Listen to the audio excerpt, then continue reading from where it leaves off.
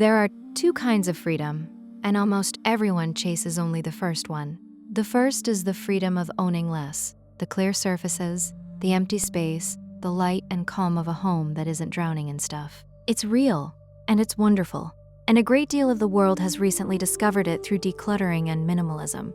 But there's a second freedom, quieter and far deeper, that most people never reach, and without it, the first one never lasts. That second freedom is wanting less. Because here's the truth almost nobody tells you about owning less. It doesn't work if you still want everything. You can declutter your entire home in a weekend, and if the wanting is still there, the pull toward more, the craving for the next thing, the restless dissatisfaction that made you accumulate in the first place, the stuff simply flows back in. The clutter returns, because you never addressed what was actually generating it. Owning less is about your home. Wanting less is about your mind. And the Japanese, over centuries, developed a quiet mastery of both, understanding that the real freedom was never just in having less, but in needing less to feel that you have enough. Let me say one thing, and then I won't bring it up again. I put the heart of everything on this channel into a small book, Wabi-Sabi, Finding Peace in an Imperfect Life. It's linked below. If it speaks to you, now let's continue. Today I want to walk you through this Japanese art, both halves of it, the outer practice of owning less and the inner freedom of wanting less that makes it last and makes it matter. And I promise you, by the end, you'll understand why the people with the least wanting are the richest people alive, and how to begin, quietly, to want less yourself. Stay with me, because the deepest part comes near the end. The shift from owning less to wanting less is where all the peace actually lives, and it's the part the entire minimalism trend usually misses. Let's begin. Let's start with the outer practice, because it's the doorway to everything. The Japanese have long understood the value of owning less, expressed through practices and concepts woven deep into the culture.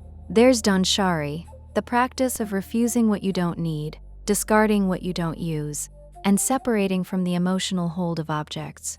There's the influence of Zen, with its spare, uncluttered aesthetic and its suspicion of excess. There's Ma, the reverence for empty space as something valuable in itself. Together, these produce homes and lives oriented toward less, fewer possessions, more space, a deliberate simplicity. And the benefits of this are genuine and immediate. A home with less in it is calmer, because there's less visual noise for the mind to process. It's lighter, because everything you own makes a small, continuous claim on you, to be cleaned, stored, maintained, managed, and fewer things means fewer claims. It's freer, because you're no longer held in place by the sheer weight of your stuff. Owning less genuinely does make life better in these clear, tangible ways, and this is what the modern minimalism movement has rightly rediscovered. It's worth making that invisible weight concrete, because most people underestimate it. Every single object you own quietly asks something of you. It has to be stored somewhere, which uses your space. It has to be cleaned and maintained, which uses your time. It has to be organized, moved around, insured, repaired, eventually replaced or discarded. And beneath all of that, it occupies a tiny corner of your attention. Your mind knows it's there, tracks it, includes it in the low background hum of everything you're responsible for. One object is nothing, but hundreds of them, thousands of them, each pulling a small thread of your time, space, and attention, add up to a genuine and constant weight, one you carry without ever noticing, because it built up so gradually. This is why people so often describe decluttering as feeling lighter, even though objects have no bearing on their actual weight. They're feeling the release of all those small claims at once. That lightness is real, and it's the first freedom the Japanese art offers. But here's the crucial thing the Japanese understood that the modern version often misses. Owning less is not by itself the goal. It's the doorway, because you can achieve it. Clear the clutter, empty the surfaces, own only what you need, and still not be free, if the wanting is still running underneath. Owning less handles the symptom, but the wanting is the cause. And unless you address the cause, the symptom always returns. Let's be honest about why so many decluttering efforts fail, because it reveals the whole problem. You've probably seen it or lived it. Someone declutters dramatically, bags to the charity shop, a beautifully cleared home, a fresh start. And within a year, Sometimes within months, the clutter is back. The surfaces are covered again, the closets are full again, and they're right back where they started, wondering what went wrong. Here's what went wrong. They removed the stuff, but they never touched the wanting. The craving for more was still there, still generating the impulse to acquire, still responding to every advertisement and every passing desire. So they kept buying. The decluttering emptied the home, but the wanting refilled it. Because the wanting was never the clutter. The clutter was just the wanting made visible. Clear the visible symptom while leaving the invisible cause intact, and the symptom simply comes back. This is why owning less, on its own, is a treadmill. You declutter, you accumulate, you declutter again, forever fighting the tide, because you never turned off what was generating it. The Japanese insight is that the real work isn't in the closet, it's in the mind. You don't achieve a lasting simplicity by getting better at removing things. You achieve it by wanting less, so that less flows in to begin with, and the removing rarely becomes necessary. Which brings us to the second, deeper freedom. Here is the heart of it. The part the minimalism trend usually leaves out. The Japanese art isn't only about owning less, it's about wanting less, and that inner shift is where the real peace lives. What does it actually mean to want less? It means reaching a state where you're not in the grip of constant craving, not perpetually reaching for the next purchase, the next upgrade, the next thing that will supposedly complete you. It means being genuinely content with what you have, so that the endless wanting quiets down, not because you forced yourself to give things up, but because the desire itself has softened and you no longer feel the lack that drove it. This connects to something deep in Japanese and broader Eastern thought, the understanding, running through Zen and Buddhist influence, that craving itself is a primary source of human suffering. The endless wanting is not a path to happiness. It's the very thing keeping happiness away. Because a mind that constantly wants is a mind that is never satisfied. The moment it gets what it wanted, the wanting simply moves to the next thing, and the sense of not enough returns, unchanged. Desire, chased, doesn't end. It regenerates. And this reframes the entire pursuit. We're taught that the way to feel content is to satisfy our wants, to get the thing, and then we'll be happy. But the wanting is bottomless. Satisfying it just produces more wanting. The other path, the one the Japanese art points toward, is to reduce the wanting itself, to need less in order to feel that you have enough. And this is a far more reliable route to contentment, because it doesn't depend on endlessly acquiring. It depends on quieting the craving, which is something you can actually do. You will never own enough to satisfy a mind that always wants more, but you can quiet the wanting, and then you already have enough. Sit with this, because it's the key to the whole thing.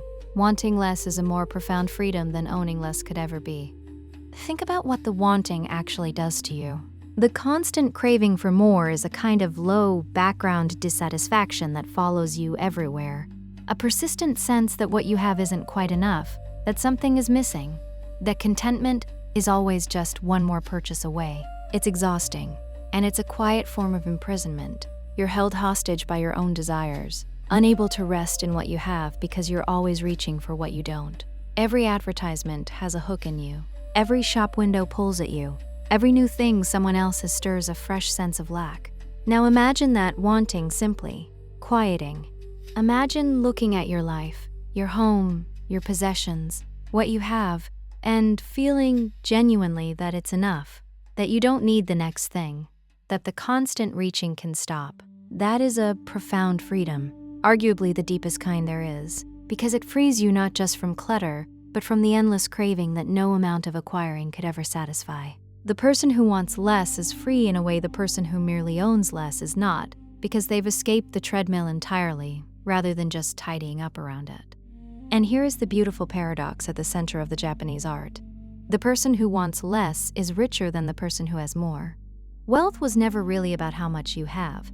It's about the relationship between what you have and what you want. A person with little, who wants little, feels abundant. A person with much, who wants much more, feels poor, no matter how much they own. So the surest path to feeling wealthy isn't to endlessly increase what you have. It's to decrease what you want, until what you already have is, finally, quietly, enough. The one who has quieted their wanting has achieved what all the acquiring in the world could never deliver, the feeling of enough. And this explains something that otherwise makes no sense: why people who acquire more so often don't end up more content. They get the raise, the bigger house, the new car, and within a remarkably short time it feels normal. And the wanting has quietly moved on to the next thing. The satisfaction they expected never quite arrives, or arrives and fades almost immediately, because the wanting simply reset to a new, higher baseline. This is why chasing contentment through acquisition is a trap. No matter how much the have side grows, the want side grows right alongside it, and the gap between them, which is where the feeling of lack lives, never closes. The Japanese art sidesteps this entirely by working on the other side of the equation. Instead of endlessly, hopelessly trying to grow what you have faster than your wanting grows, you shrink the wanting. And the moment the wanting drops below what you already have, the gap closes and contentment appears, not because anything was added, but because the reaching finally stopped. So how do you actually cultivate this? Because it sounds lovely in theory, but wanting less is a genuine skill. And here's how the Japanese art suggests you begin. Notice the wanting without obeying it. The first step is simply awareness. Start to notice the wanting as it arises, the pull toward a purchase, the craving stirred by an ad or a shop window or something someone else has. Just notice it without immediately acting on it. Most of us obey our wants instantly and unconsciously. Simply seeing the wanting for what it is, a passing mental event rather than a command, begins to loosen its grip. Let wants pass without acting. Here's the practice that changes everything. When a want arises, wait.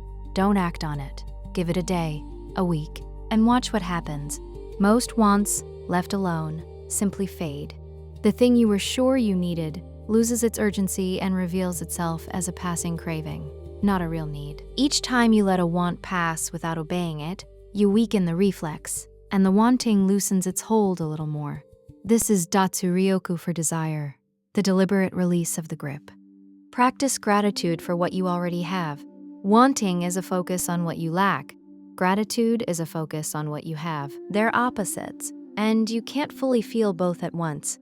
Deliberately turning your attention to what you already have, appreciating it, truly seeing it, feeling its sufficiency, directly quiets the sense of lack that drives the wanting.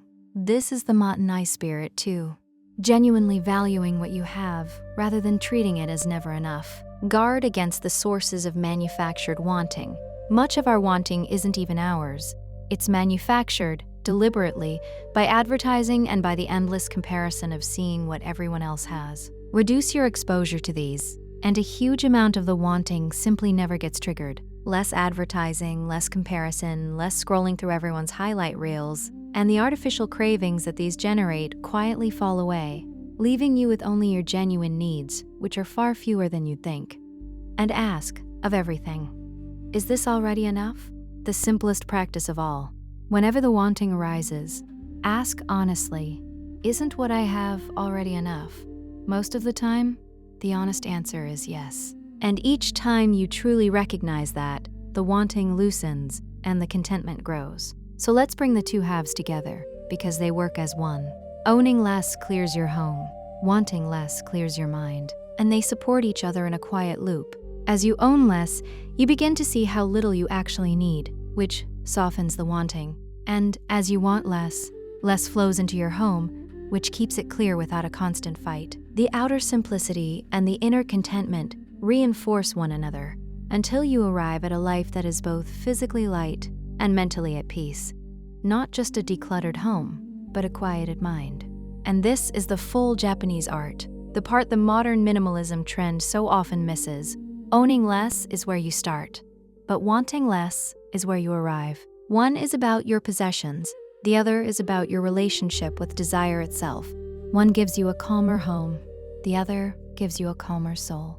And it's the second that the first was always pointing toward, because a clear home with a still craving mind is only half of the freedom, but a life of owning less and wanting less is the whole of it. Here's what to take from all of this tonight. Yes, own less, clear a surface, release what you don't use, feel the lightness of it. But then go deeper. The next time you feel the pull to acquire something, pause and just watch the wanting. Don't obey it, let it pass, and notice that you're still fine, that you already had enough. That small moment, that single act of not obeying a want, is the beginning of the deeper freedom. It's the art of wanting less, and it's the quiet secret to feeling at last that what you have, and who you are, is already enough. Now, I'd genuinely like to hear from you. Which do you find harder? Owning less? Be honest, because I suspect for most of us, it's the wanting that's the real struggle. Tell me in the comments. And if this gave you a deeper way to think about simplicity and contentment, share it with one person who could use a little more peace and a little less wanting in their life. I'll see you in the next one.